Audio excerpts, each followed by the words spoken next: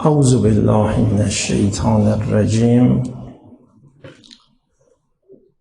بسم الله الرحمن الرحیم. الحمد لله رب العالمین و صلی الله علی محمد و آله الطاهرین. اللهم صل علی محمد و آل محمد و عجل.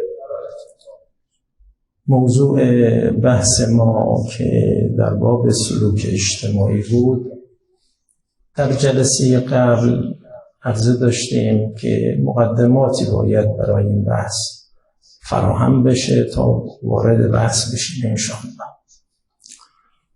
در باب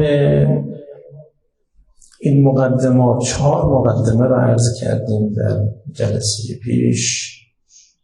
اولا ما یک فطرت الهی داریم، ما مفطور به توحیدیم، فطرت ما سرشته شده به توحید. حتی از این تعابیرهایی که گاهی میگن سرشته شده به شکل عادی طرح میکنن نیست واقعیتش، در جای خودش باید بحث کرد. حقیقتا اتصال وجودی داریم به حضرت حق، چه بخوایم چه نخوایم. حقیقت ما بنده به حضرت حقه، وصل به حقیم، با حقیم، به حقیم. و چون حقیقتی باعث شده ما از ارتباط مستقیم با حضرت حق برخورداریم، یعنی در دل هر انسانی مسئله توحید و ارتباط با خدا هست، همه برخوردارند. این فطرت الهی این گونه هست و این فطرت سرمایه ماست، بزرگترین سرمایه ماست، یعنی این ارتباط مستقیمی که داریم. بله، آمدیم در این نشأه با تعلقات و تعشقاتی که آمدیم، مسائلی که وجود داشت، شاید اون حقیقت خود را ابتداعاً نشون نده، ولی در همه ما هست، حتی در کافر گفتیم. خب این در فطرت، این فطرت توحیدی که در ما هست، یعنی ما امکان اتصال به حضرت حق را داریم، اصلا وصل هستیم. فقط مشکل ما اینه که نمیتونیم به این ساعت بار بیاریم.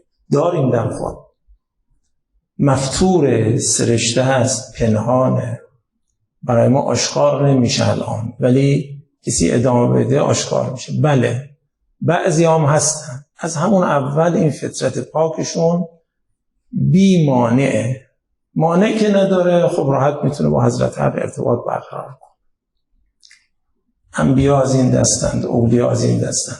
برخی از مردان پاک الهی جزو رعیت از همان کودکی این حالت رو دارن، این ارتباط با حضرت حق. این مقدمه رو عرض کردیم، توضیح دادیم، چون دیگه من نباید زیاد توضیح بدم مقدمات پیشین. چون این مقدمه باعث شد بحث بعدی رو کردیم. خب این از یک جهت در ما هست.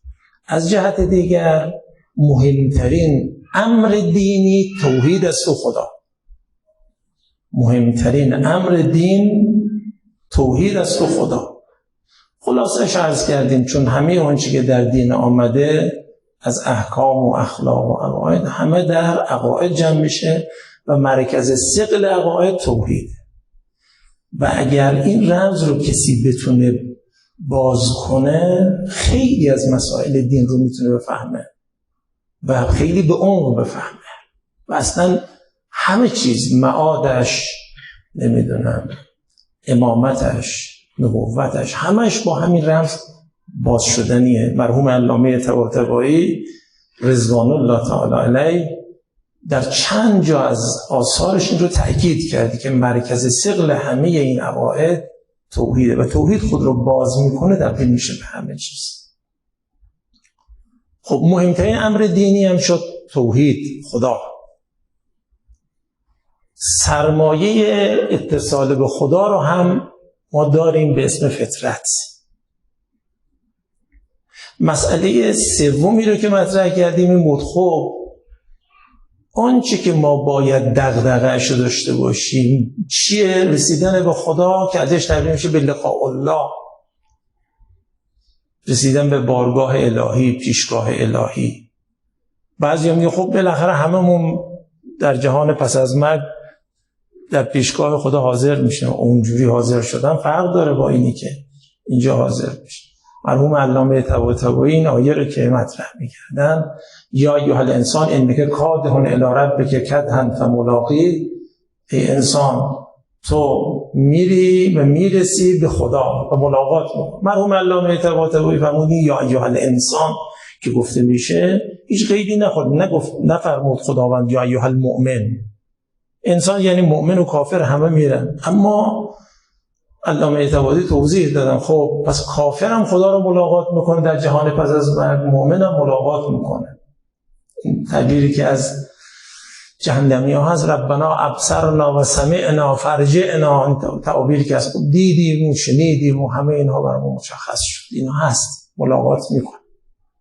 مرحوم علامه طباطبایی میگه بله ملاقات میکنن، اما ملاقات داریم تا ملاقات کافر جهنمی با خدای قهار منتقمه و ملاقات مؤمن با خدای ودود عطوفه، زمین تا آسمان فاصله.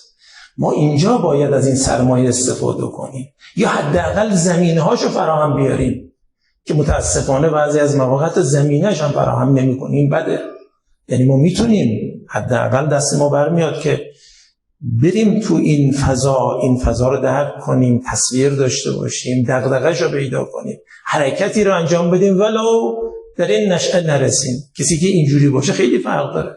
قبلا هم عرض کردم، در جلسه قبل عرض کردم، کسی این دغدغه رو خوب پیدا کنه خیر کثیر، اون حکمت اصلی داده شده به خیر کثیر به او داده شده. شاید کسی قدرش رو ندونه ولی بعدها در زندگیش یک جوان فقط یاد بگیره از اول دغدغه خدا داشته باشه و معامله با خدا رو یاد بگیره، این خیر کثیری است که تا لحظه مرگ بلکه تا ابد به دردش بخوره. توضیح داره، من الان قصد ورود ندارم، فقط خواستم مقدم. پس یه کاری که باید بکنیم چیه؟ دغدغه لقاء حق، ملاقات حق و دغدغه تقرب به حق و جزء مقربین شدن که مقرب را هم در جلسه قبل توضیح. این شد مقدمه سوم. بعد گفتیم خب شما که میگید این دغدغه رو باید داشت، هم سرمایه‌شو داریم، هم مهمترین امر دینیه و دغدغه اصلی ما هم باید باشه لقاء الهی و دغدغه ما باید باشه تقرب به حق. خب این رو چگونه باید به دست آورد؟ گفتیم از راه سلوک. این تعبیر رو کردیم تا همینجا رسیدیم که انشاءالله اگر من امشب توفیق داشته باشم فرصت پیدا کنم هم باید بحث سلوک رو اندکی تو ذهن ها بیاریم، ببینیم چی جوری میشه این رو تصویر کرد، اندکی فقط برای ارتباط، بحث ادبیات سلوک که گفته میشه به چه معناست. و ثانیاً اگر فرصت کردیم نسبت این بحثا با اخلاق رو باید توضیح بدیم که عرض خواهیم کرد انشاءالله. اینا میشه مقدمات بحث که اگر این مقدمات تمام شد ما انشاءالله باید از جلسات آینده وارد بحث سلوک اجتماعی بشیم. من همینجا عرض بکنم چون حالا این ایام به اصطلاح متصل میشه به 40، ما این جلسه که داریم انشاءالله دیگه برای هفته بعد جلسات نباشه که سرورانی که خواستن برن برای 40 که مهمترین کاری است که ما این ایام باید انجام بدیم، دیگه اجازه بدید من همین جلسه به عنوان جلسه دوم به عنوان مقدمه بحث باشه. انشالله بعد از دهه آخر سفر، یعنی ظاهرا میشه 29 شهریور، اون موقع انشالله خدمتتون میرسیم برای جلسه سوم و بحث‌های اصلی. از همین الان دارم مقدمه میگیرم. مقدمه که میخوام دو تا بحث، یکی سلوک، هویت سلوک چیه، سلوک یعنی چی، حالا شما بگید راه تقرب به حق، راه این که بخوایم اون دغدغه لقا رو داشته باشیم به نتیجه برسیم، راهش سلوک. سلوک یعنی چی؟ این یک مقدمه. یه مقدمه هم این که خب حالا که شما میگید سلوک این معناست، ببینیم حالا این بحثایی که شما چه نسبتی با اخلاق پیدا میکنید که اشاره هم میکنیم اگر فرصت، اگر نه که باید در جلسه بعد باشه انشاءالله خدمت هست. پس توجه داشته باشین امشب جلسه دوم که هست دیگه انشالله بعد ما در 29 شهریور خدمتتون خواهیم بود دیگه. هفته بعد ظاهرا میخوره به ایام 40 و دیگه آماده سفرها میشن دیگه نباشه.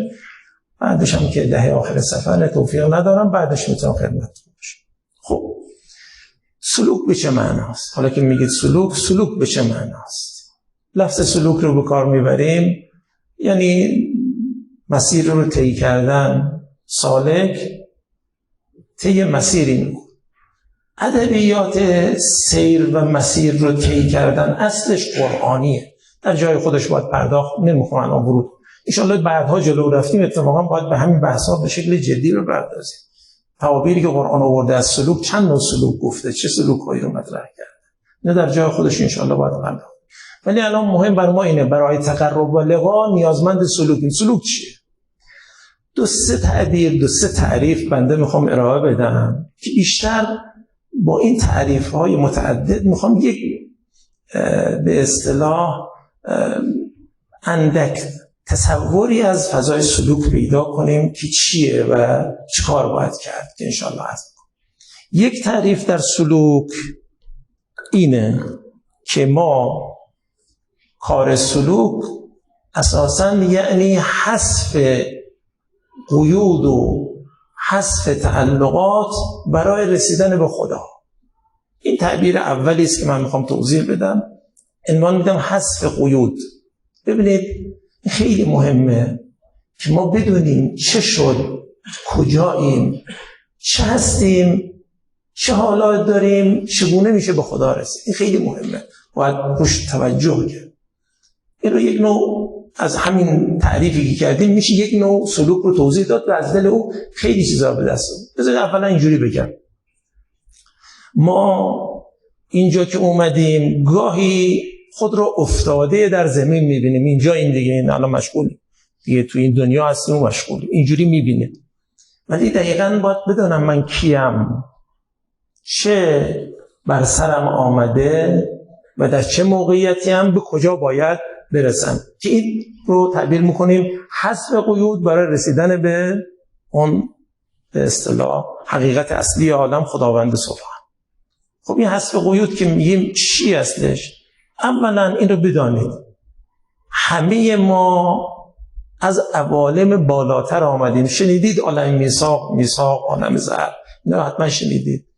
حتما این تعابیر رو شنیدید که همه آنچه که اینجا آمدن در عوالمی بودن، در خزائنی بودن، پیاده شدن. قرآن کریم میفرماد ان من شیء الا عندنا خزائنه و ما ننزله الا بقدر معلوم.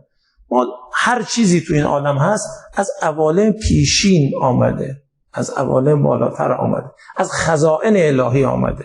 تعبیر علامه طباطبایی میفرماد خزائن گفته، نگفته یک خزینه. حتما این ادبیات رو شنیدید. از عرش الهی آمدیم به کرسی، از کرسی آمدیم در آسمان‌های هفتگانه، رسیدیم به عالم مادی. این تعابیر رو اهل بیت دارن، این تعابیر رو قرآن کریم داره. عرش اون مرکز فرماندهی خداست، همه حقایق اونجا هستن اول. بعد میاد تو کرسی که اهل بیت میگن کرسی پایین‌تر از عرش، توضیحی داره. از کرسی میاد تو هفت آسمان، میاد اینجا. این عوالمی که طی میکنیم بدانید از هر نشأه‌ای میگذریم قید نشأه‌ای رو گرفتیم. یعنی ابتداءً در عرش الهی بودیم، در علم ربوبی بودیم، در اون عوالم بودیم، کشیدیم پایین‌تر، مثلا اومدیم تو عالم ملائکه، عقول و مفارقات، اینها اومدیم. نفس آمدن همینجا یه قید آیاتون باشه، در عین اینکه اصلا این سیرم برای ما سیر کمالیه، ولی در این حال یه قیده، ما باید بیایم. اصلا فلسفه وجودی ما اینه که بیایم اینجا و دست به کار بشیم. باید اینا رو فهمید. بله ما اصلا فلسفه وجودی داریم که اومدیم اینجا. اینجوری نیست که خدای حکیم بخواد کار گزافی انجام بده، نه، حسابی داره. خب اومد می‌کنیم. مثلا اومدیم تو عالم عقل، یه قید خوردیم. اومدیم تو عالم خیال، عالم مثال، عالم برزخ، یه قید. برزخی که در نزول وجود داره، نه برزخ سعودی که بعد از مرگ باید بریم. خب اینجا اومدیم یه قید خوردیم، اومدیم تو دنیا، قید دنیا رو خوردیم، قیود عالم ماده رو خوردیم. این قیود ماست. این قیود هر قیدی که میخوره یعنی از آن صرافت افتادیم به اون حقیقت اصلی که باش بودیم، تنزل کردیم، ارتباط هامون با قیود همراه شد. کم کم الان به تعبیر امام صادق ما اصلا مواقفی که بودیم رو فراموش کردیم، فقط فی الجمله این رو داریم که ما ارتباط با خدایی هست و دل گواهی میده و فطرت گاهی خودش آدم رو راهبرش و مخصوصا جایی که قیود برداشت میشه خودشون راحت میبینید وصل به خدا میبینه. توضیح دادیم حتی کافر هم این گونه است. خب ما این قیود رو خوردیم اومدیم پایین، ولی یه کار هم اینجا کردیم که این خیلی بده. حالا این قیود میگیم قیود تکوینی بود، اما قیود خودخواسته خیلی اضافه کردیم. ما هزار یک قید اینجا، تعشقاتی که ما الان به خودمون بستیم خیلی زیاده، تعشقاتی که ایجاد کردیم، تعلقاتی که این تعلقات خیلی دست و پاگیر ماست. خب مثلا اگر احیانا حالا دل توش یه شهوتی آمد، من باید بهش میدون بدم، خودخواسته میدون داد. حالا حسدی آمد، اینو به خاطر نفس اماره ماست میاد و اینم دلیل داره و اینم حکمت داره و اینم حساب داره، ولی خب خودخواسته درسته این اومد، ولی فطرت من گفت خیانت نکن، اون گفت شهوت بورز. این حسادت میکنه، اون میگه چرا حسادت میکنی؟ فطرت ما میگه نه، ولی شهوت ما و نفس اماره ما میگه بکن. خب باشه، این قیود خودخواسته ما خیلی زیاد شده و خیلیه. بیشترین بیچارگی های ما سر این قیود خودخواسته ماست. یعنی خودمون با دست خودمون بعضی از چیزها رو انقدر جدی کردیم که اصلا راه رو بر ما بسته.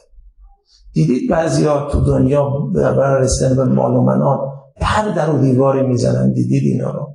خب این داره با خودش چیکار میکنه؟ جانشو درگیر همین قیود کرده، قیود خودخواسته. یعنی خودش میدونه، خب میتونست بگه من کریمانه میخوام مال در بیارم، تمکن رو میخوام بسیار، ولی تمکن رو کریمانه میخوام، اینجوری نمیگه، میره دنبالش.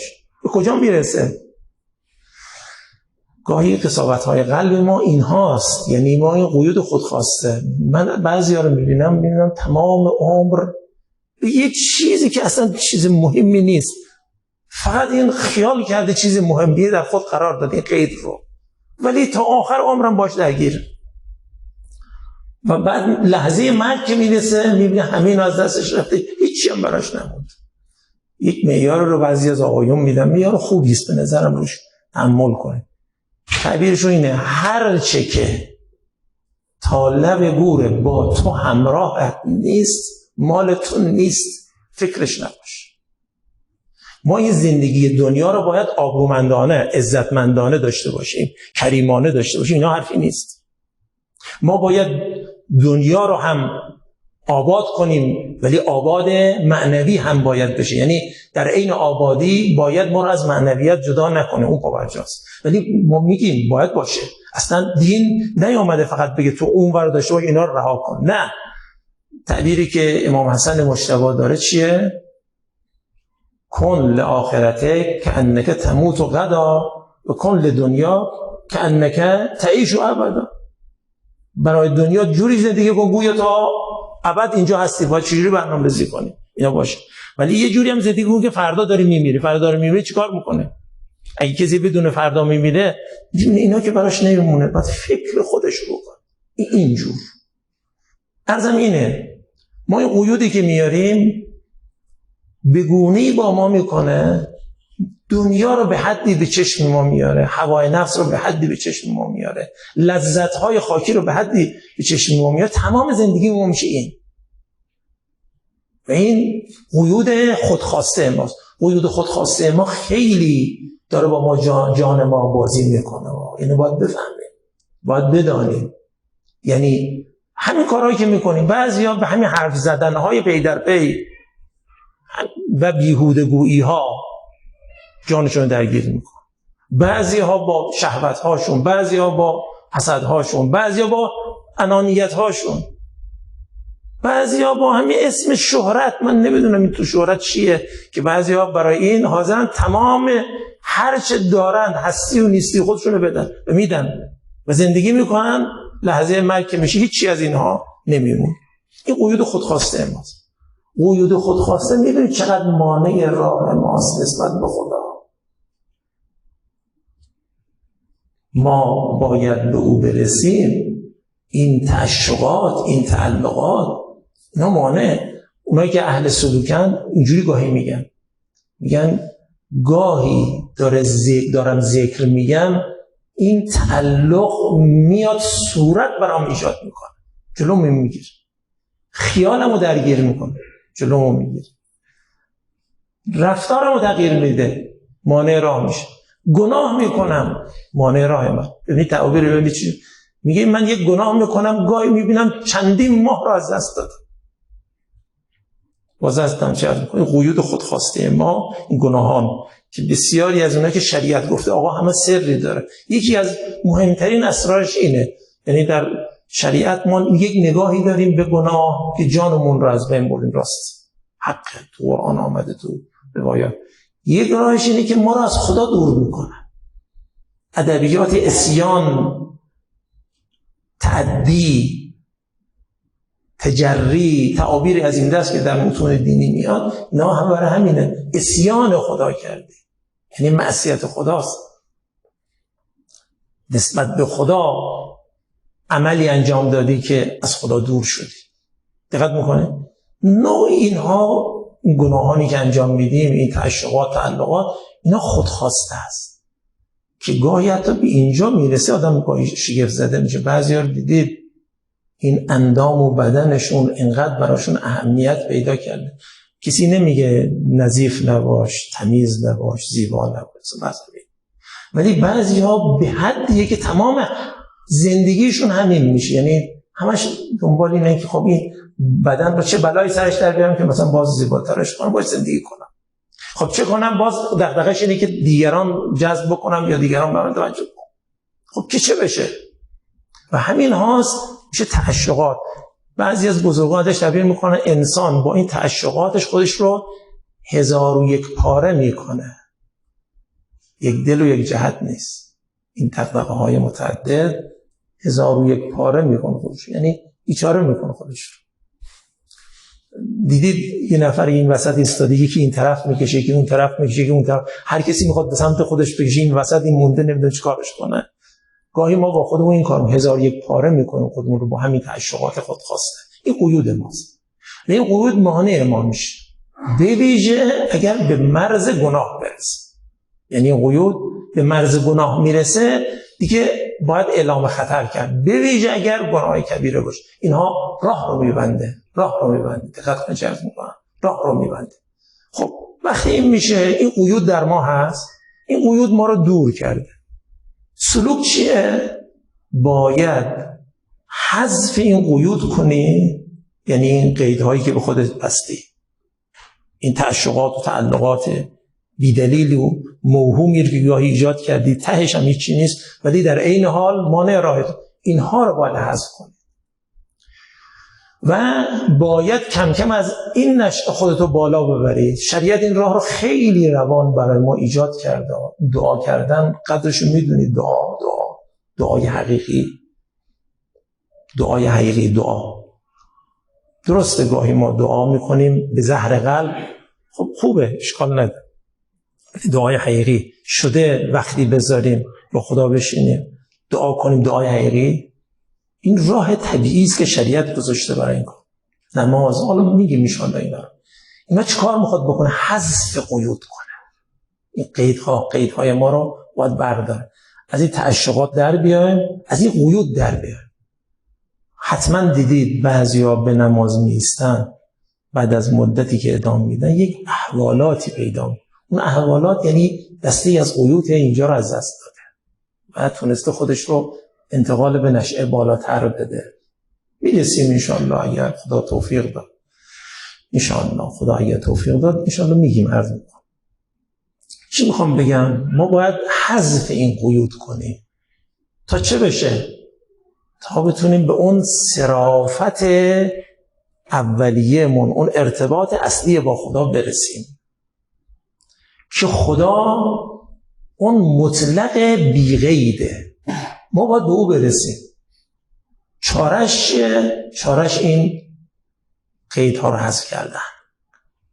تا اینجوری میگیم، من دیدم بعضی تا میگید آقا این قید و این که خیلی عالمه راهه، که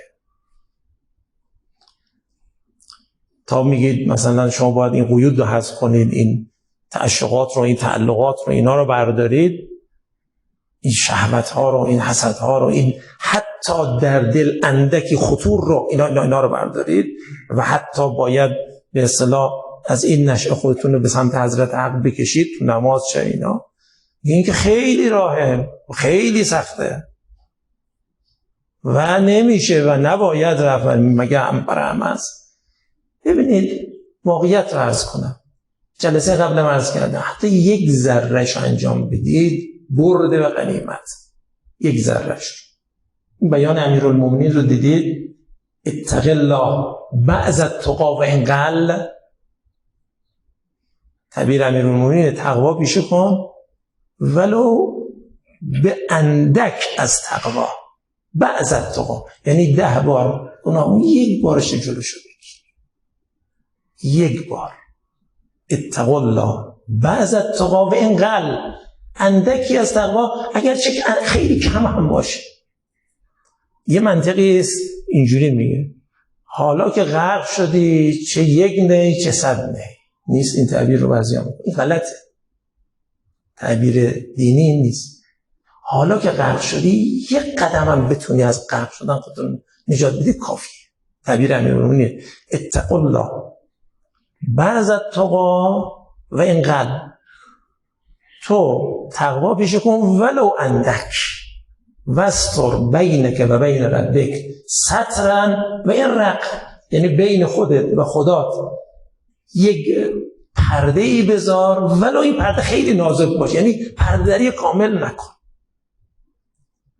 بنده همیشه تشویق میکنم بعضی ها رو، میگم اگر شما طول سال نماز نمیخونید، ماه رمضان رسیدید نماز بخونید.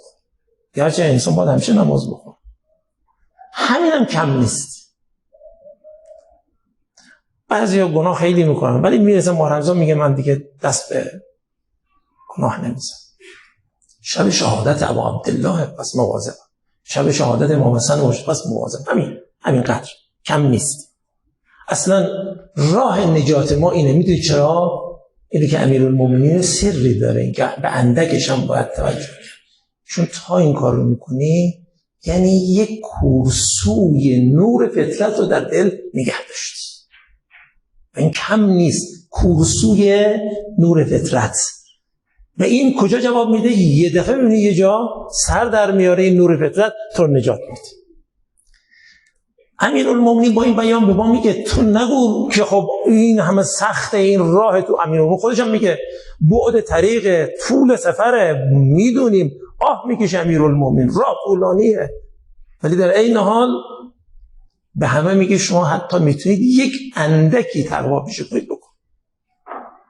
بعضیا که با خانواده دعوا میکنن میگن دیدم آیونی هستن میخوام بهشون راه بدن که تو مواظب باش که دیگه عصبانی نشی یا چه، که اگه 10 بار در هفته عصبانی شی، 1 بارش اگه زحمت و زور هم داره و سخت هم هست دهنتو ببند و هیچی نکن، همین کارو بکن کافی.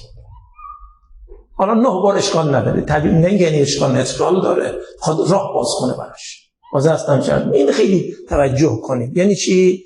یعنی ما بیان حداقلش انجام بدیم. خواستم به اونهای جواب بدم که میگه ها این راه که طولانی ما نمیشه. بابا راه طولانی اندکی که میتونی طی کنی که. خب این حسد تو دل اومد، جلوشو بگیر، به زبان نیار. تعبیر روایات چیه؟ حتی حسد تو دل باشه، مادامی که به گوشی چشم تبدیل نشد که بخواد طعنه بزنه، تا اونجا نرسه معفوه یعنی خوبه. همین چرا ما باید جلوشو بگیریم؟ نگیریم به کجا میکشه؟ عرضم اینه ما باید چیکار کنیم؟ چاره کار اینه اصل منطق رو بفهمیم، راه رو بفهمیم. حالا ما لنگان میریم دیگه، دست ما بیشتر برمیم، 1 قدم برمیداریم، بسیار خوب. باز قدم بعدی، باز قدم. و اینو بدانید کسی دغدغه‌شو داشته باشه یک قدم برداره، نه اینکه هیچ قدمی بر، دغدغه کار رسیدن به خدا رو داشته باشه، رعایت جانب خدا رو داشته باشه، خوشنودی خدا رو بخواد جلب کنه، ولی در این حال میبینه خیلی بنده ضعیفی است، خیلی خط و خطا هم داره، اما یکیشی جلومه، اما یکی یه میگیره داره در این مسیر حرکت. این راه رو امیرالمومنین به ما یاد داد. این راه دینه. دین به ما میگه تا میتونی حتی یک قدم هم میتونی این بردار.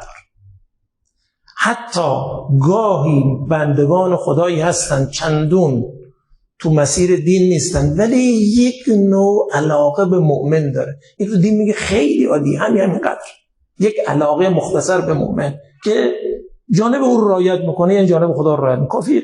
من نمیگم کافیه برای نهایت، ولی شروع خوبی است، کافیه. لذا کسی نیاد بگی خب شما میگین راه، بابا ما بعضی موقع میدونیم مسیر چیه و اندک قدم برمیدیم، بعضی ما اصلا میگیم مسیر رو بدانم هم نمیرم. این خبطه، این غلطه. دین اینجوری نمیگه. دین میگه حتی میتونی یک قدم بردار. ما اون طرف بریم حسرت ها داریم، چرا از اینجا استفاده؟ این همه امکانات در دنیا بود که من یک قدم درست بردارم، چرا برداشتم؟ یک قدم به سمت خدا. ابتداعا حرف شنیدن رو معتقدم، باید حرف شنید، ولی دغدغه باید پیدا کرد، دغدغه خدا باید پیدا کرد. دغدغه خدا به خوشنودی خدا پیدا کردی، یک قدم بردار، یک قدم شروعه. بعضیا میگن خب حالا که راه طولانی است پس اصلا رها کن. خب رها کنی، اصلا میدونی در جهان پس از مرگ با خودت چه کردی؟ میدونی از این سرمایه با این عظمتی که برای این کار بود چگونه او رو تباه کردی و از بین بردی و استفاده نکردی ازم. اینجاست که عرض میکنم حذف قیود ولو اندک، ابتداعا حذف قیود برای رسیدن به خدا.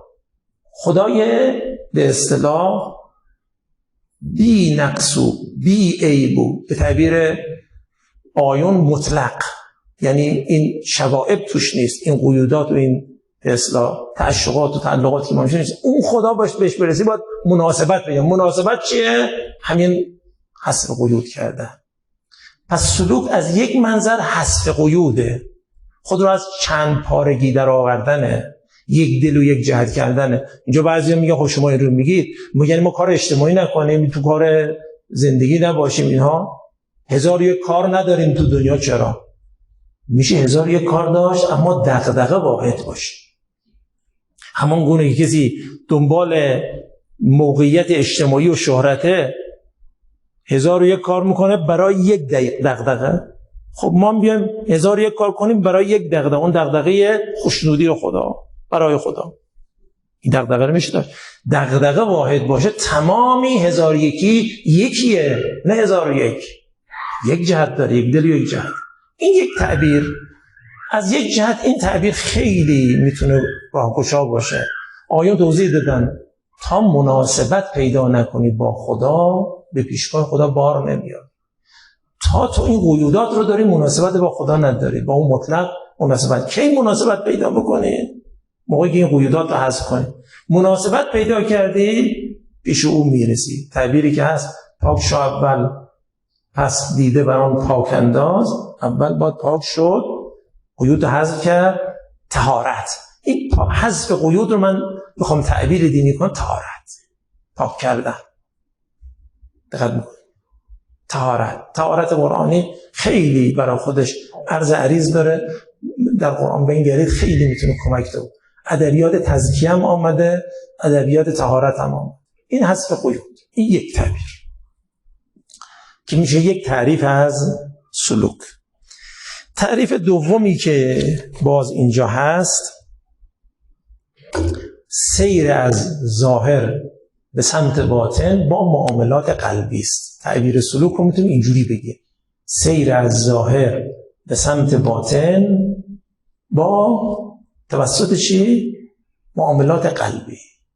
اینجا ادبیات قلب پیش میاد، ظاهر پیش میاد، باطن پیش میاد. اینا همه بر خودش میتونه خیلی خوب راه رو باز کنه. ببینید ما خدا از یک جهت ظاهره، گرچه ما نمیبینیم. در روایات ما آمده و الاول و الاخر و الظاهر و الباطن که در قرآن ها از یک جهت ظاهره.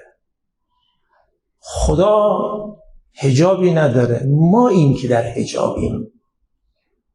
در روایات ما چه اومده؟ از امام رضا علیه السلام چه اومده؟ خدا حجابی نداره، ما در حجابیم، نمیتونیم به پیشگاه خدا برسیم.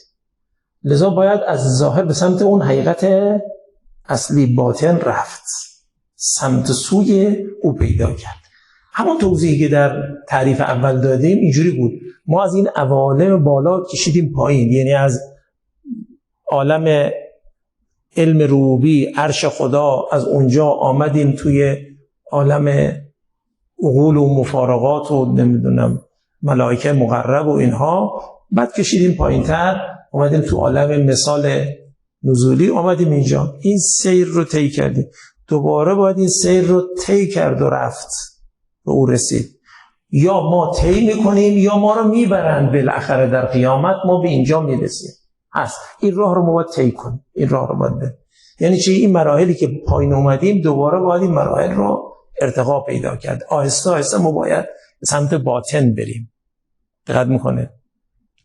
این رو باید توجه کرد. یعنی ما وقتی دست به کار معنوی میزنیم، دست به کار ناب دینی میزنیم، ای کاش اون حقیقت ناب دینی رو دست نمیزدیم، همون روال اجرا میکردیم، خودش راهبره. حقیقت ناب دینی رو اجرا کنیم، خود ما رو به باطن میکشونه. این تعبیری که هست در روایات آمده، در بیانات رسول الله آمده که وقتی این اصحاب رو که همه برای خودشون یدی بودن، همون چی که دستور رسول الله میداد اجرا میکردن، صبح که میشه رسول الله میگه هل من مبشرات، یا مبشری دارید؟ یعنی خواب خوشی دیدید، حقایقی براتون آشکار شد. این خواب خوش اون اولین چیزی است که مؤمن داره میره بالا، یعنی مرحله عالم مثال میرسه و مطالب رو میاد. هل من مبشرات، اصلا مؤمن ابتداً از این حظ برخورداره، یک حظی از نبوته. در روایات گاهی اومده یک 60م نبوته، حظی از نبوت برای مؤمن حاصل میشه. خوابهای خوش، الحمدلله شما خودتون از این برخوردارید، میدونید مؤمن که صفای باطنیش رو ادامه میده، یعنی عمل خیر میکنه، نیت خیر داره، عقاید پاک داره، اینها کم کم که میره جلو باعث میشه خواب خوش میبینه. خوابهای خوش که بعضی از مواقع بنده بعضی از اینا رو از افرادی شنیدم، اصلا من تعجب کردم این شخص چطور یه همچه حرفی رو میزنه، یه همچه خوابی رو ایشون دیده برای ما داره توضیح میده. تعجب میکردم. ایشون نه اسم کوه قاف شنید، نه اسم نمیدونم، هیچی از اینا رو نشنید. در روایات ما هست توضیح داد، من رفتم اونجا و نمیدونم چه شد، اون تلاطم آب و نمیدونم، اون توضیحاتی که داره، من نه قصد ورود ندم، اون توضیحاتی که داره، من این مضمون روایت ناب رو این بهش داده، کوه قاف رو. بعد حالا ایشون حتی نمیدونه معناش چیه چجوری، ولی فهمیده اونجا یه چیزی بهش گفتن. مؤمن حتی در بیداری ابتداعاً القاءات خوش هم داره. شما حتما تجربه کردید، به مسجد زیاد میایید میرید، میبینید القاء خوش دارید، القاءات خوش میاد تو جان. اینها القاءات ملکی، اینها همه تفضلات عنصری است که ابتداعاً شد. یک کمی ادامه میده. مؤمن دیگه در خواب نباید ببینه، تو بیداری ابتداء القاء بعد میبینه، بهش نشون میدن، میبینه، باز میتونه بالاتر بره و همینجور بالاتر بره. این چیه؟ سیر از ظاهر به سمت باطن، سلوک این از ظاهر به سمت باطن رفتن. ولی خب این از ظاهر به سمت باطن رفتن، این چشم ظاهری که نمیتونه باطن ببینه، این گوش ظاهری که نمیتونه صدای باطنی بشنوه، کیه پس باید باشه؟ اون قلب. لذا بحث قلب پیش باید، قلب قرآن، اون جان و حقیقت اصلی ما. پس تعبیر چی میکنیم؟ سیر از ظاهر به سمت باطن با معاملات قلبی. باید قلب درگیر بشه. قلب یعنی قلب، همون قلب است که میبیند، قلب است که میشنود. حتما شنیدید هاتف آسمانی مثلا صدا میزنه، عده‌ای میشنون. بعضی از متدینین ناب حتی در بیداری صدا میشنوه، صدای ناب میشنوه، راهبری ها رو از اون هاتف آسمانی، اون داعی الله بهش میاد سخنها میگه، میشنوه اینا. چه نمیشنوه؟ شیخ اشراق خیلی خوب اینا رو توضیح داد که چگونه پیش میاد در ما هست. خیلی از آیون و بهتون عرض بکنم نوع اون چی که تو بیانات آیون عرفا در بحث شهود گفته شده با خصوصیاتش، شهود نمیدونم سمعی، بصری، چه، همه اینها در روایات و آیات هست. فقط کیه که بتونه اینها رو بشورونه از آیات و روایات؟ وجود داره، حالا در جای خودش باید بگم. چی میخوام بگم؟ جان باید در این زمینه. یعنی چی؟ جان باید از ظاهر به سمت باطن بره و جان رو باید معیار قرار داد و صفای جان رو باید توجه کرد و دل رو باید پاک کرد و دیگه از این بعد میشه گفت بحث سلوک تا میشه دغدغه اصلی اون هویت باطنی است، حتی در ظاهر عمل ریخته بشه. حتی در همین ظاهر عمل داره نماز میخونه، داره کاری انجام میده، همین راه رو باید طی کنه. دقت میکنه هر کاری میکنه در سطح ظاهر میاد، سطوح بعدیش تو باطنش و این اصلش هم برمیگرده به جان. جان رو کم نگیرید. یه بحث مفصلی است در قرآن آمده در باب قلب، انصافاً بی‌نظیره اون چیزی که در قرآن آمده. همه ادبیات رو قرآن راه انداخته، یعنی قبلش به این شکل اصلا نداره. این ادبیات قلبی که اونجا آمده نگاه کنید با طول و تفصیلش، همش راهبر ماست. قلب چه کارهایی ازش برمیاد. قلب میتونه ببینه، قلب میتونه بشنوه، قلب میتونه به اصطلاح تفقه کنه، قلب میتونه خیلی کارها بکنه، قلب میتونه کنش داشته باشه. عمل قلبی داریم اینا. دقت میکنید اینا از آیات روایات فراوان به دست میاد و این قلب را باید دغدغه ما باشه. بعضیا دیدید تمام همتشون این بدنشونه. مؤمن اگر مؤمن باشه تمام همت اصلیش کجاست؟ قلبش. در دنیا میخواد آبرومندانه زندگی کنه، عزتمندانه زندگی، ولی باز دغدغه اصلی اینجاست. یه بیانی داره امام صادق میفرماد مؤمن همان گونه که دو چشم در بیرون داره، دو چشم در درون هم داره.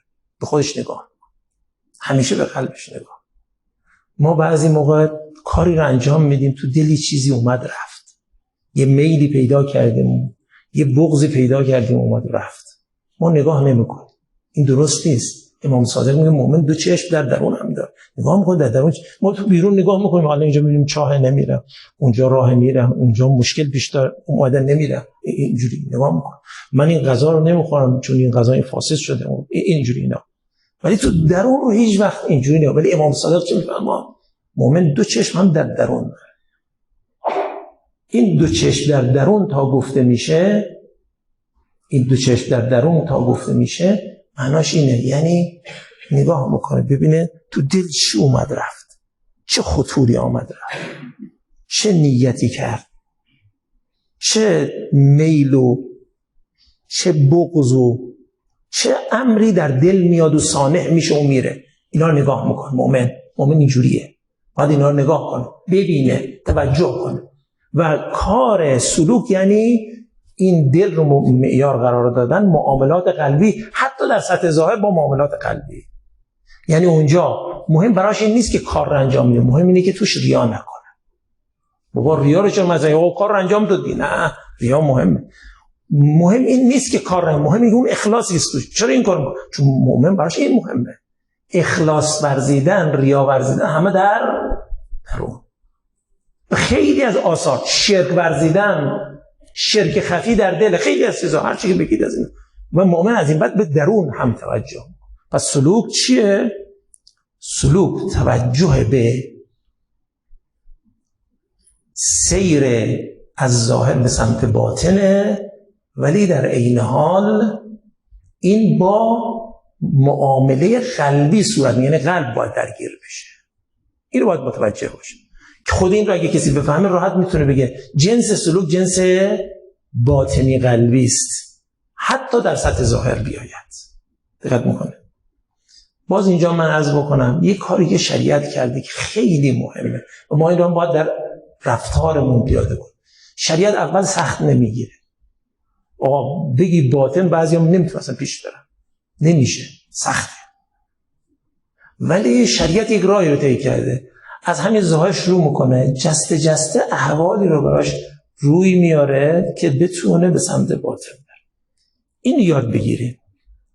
یعنی اول اگه بگید به سمت باطن رفتن سخته، ولی اینو میشه گفت که بابا مواظب درونت باش، اگر احیانا نیات بد میاد جلوشو بگیر. این که میشه فعل جمله گفت.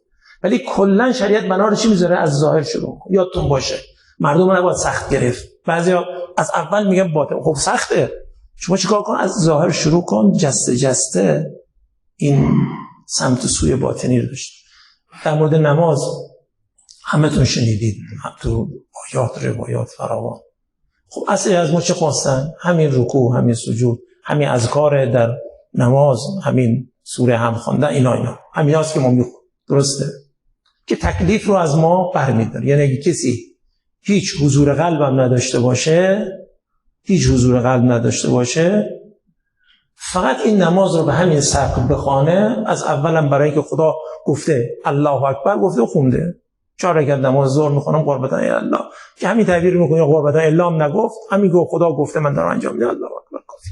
درست؟ اینجا شروع میکنه. این همین است که ما تو سطح رساله ها داریم. خیلی هم کار خوبی است. اول از همین رساله باید شروع شد. بسیار خب این هست.